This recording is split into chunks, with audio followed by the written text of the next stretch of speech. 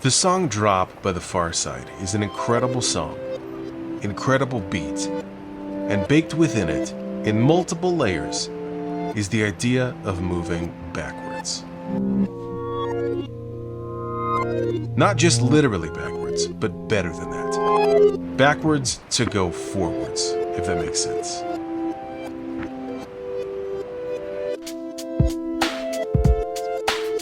Follow me as we dive backwards through this song, the producer, the samples, and eventually end up moving forward in the process.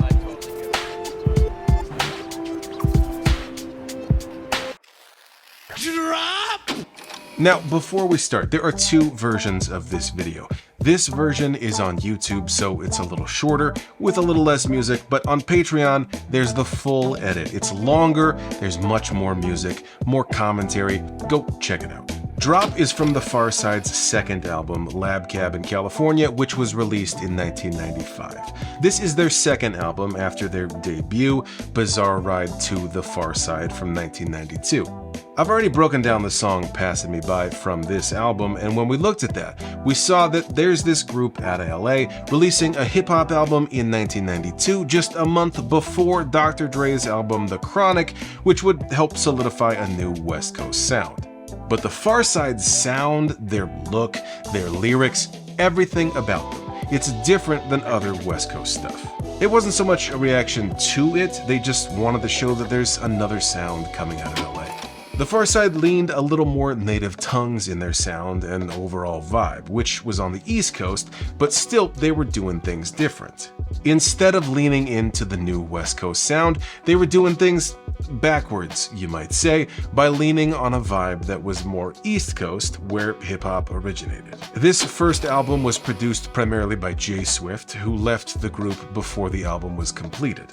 That meant that for their second album, Lab Cab in California, they needed a new producer. Some tracks on this album were produced by members of the group themselves, like Slim Kid Trey and Fat Lip, but there were other producers like M-Walk and Diamond D, as well as a newer producer coming up, a kid by the name of James Yancey, aka JD, aka J Dilla. Yes, that's right, it's that time in a Digging the Greats video where we talk about J Dilla.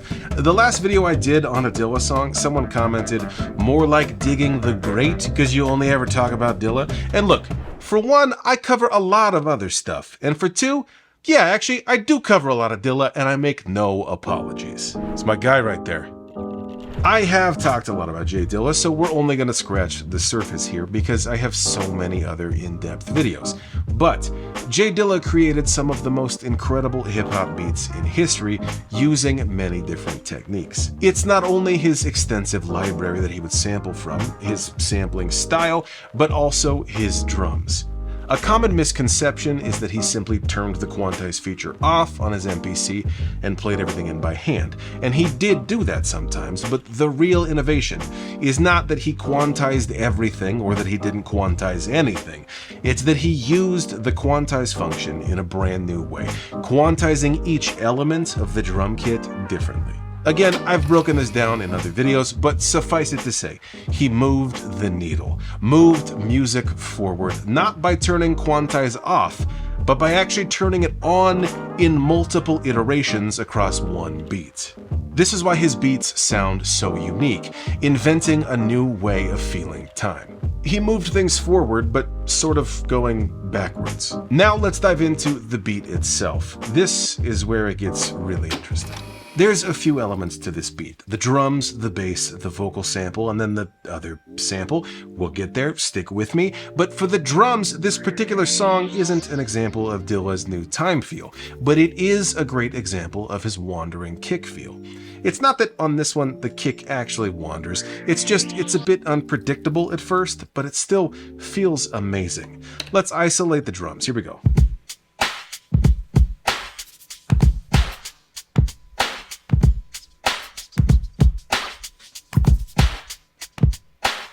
The feel baked into that is incredible. The kick goes from 3 kicks to 2 to 1, then it repeats.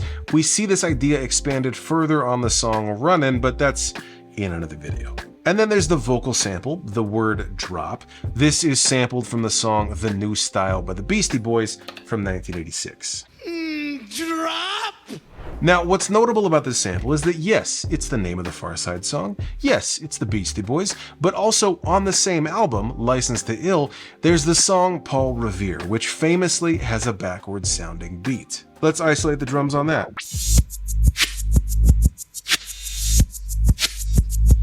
This is a sample of the song It's Yours by Tila Rock and Jazzy J, which has been sampled and then reversed. That's why the Paul Revere beat sounds the way it does. So the Beastie Boys and producer Rick Rubin, they're also doing things backwards, but moving things forward in the process. The other sample on the Pharcyde song is this sound.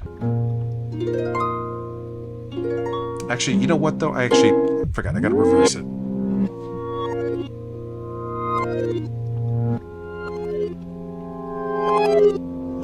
That is the sound of a harp, and then, of course, a harp played backwards. This song was produced by Dilla, but this beat specifically dates back to his early days of doing a basement beat battle, and it was Proof who actually programmed this sample to play in reverse. This, according to the incredible book Dilla Time by Dan Charnas. Yes, that's right, another mention of this book. Go read it, it's fantastic. I don't know if you caught that. That was one take. I just happened to reach back and grab it. Anytime I leave the house, it's like phone, keys, wallet. Oh, Dilla time. Make sure you got it with you at all times. I did it again. I'm on fire. All right, J Dilla drums, a Beastie Boys sample, a backwards harp sample. Let's put it all together. Hear what it sounds like.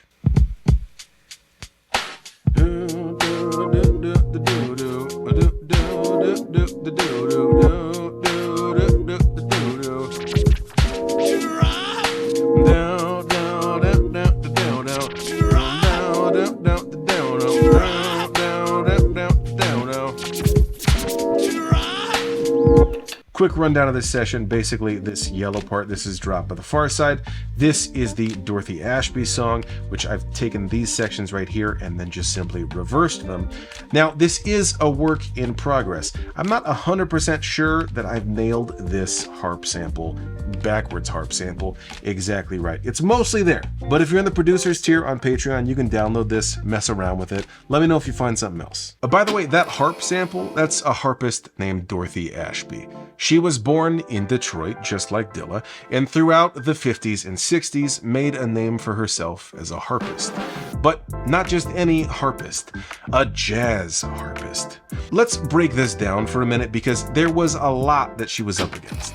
For one, she's a black woman in the 50s and 60s. For two, she's a black harpist, which was much less common. And for three, she was playing jazz, which is dominated by men. And that's all before we get to the physical difficulties of playing jazz on a harp. The piano has one note per key. The guitar has one note per fret. Trumpet or trombone or sax, you play one note at a time, and using a combination of your lips and a specific fingering, you get a note. But with harp, you've got a set scale of notes. Those strings are not chromatic, it's not one note per string. Instead, you have a scale, and in order to change a string to get one of those in-between notes, you have a series of foot pedals that go up or down to change the pitch. This works fine for most classical music, as composers would write harp parts with the mechanics of the instrument in mind. When you get to jazz, though, things are just so much more open. Those in-between notes are crucial. What I'm trying to say is that playing jazz on a harp is insane. So Dorothy Ashby, with so much going against her, not only for the time she lived in for people who looked like her, but the genre of jazz and the mechanics of the harp itself, she managed to go against the grain, against all of this, pushing forward with jazz harp, even though that was unheard of. So then you take this, you sample her backwards, and it just adds another layer to the song. Dorothy Ashby had been sampled before this by producers like Pete Rock and RZA for GZA's Liquid Swords, as well as many other samples since. But this backwards harp sample, combined with the Beastie Boys sample, who had also done this backwards sampling technique, combined with Dilla and the Pharcyde, this backwards theme is running decades back.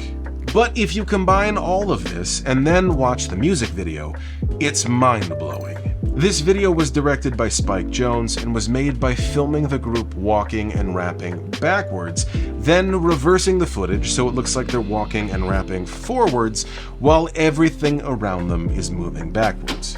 In order to go forwards, the Pharcyde had to go backwards. Not only for the video, but for the group in general, Dilla, Proof, the Beastie Boys, and Dorothy Ashby.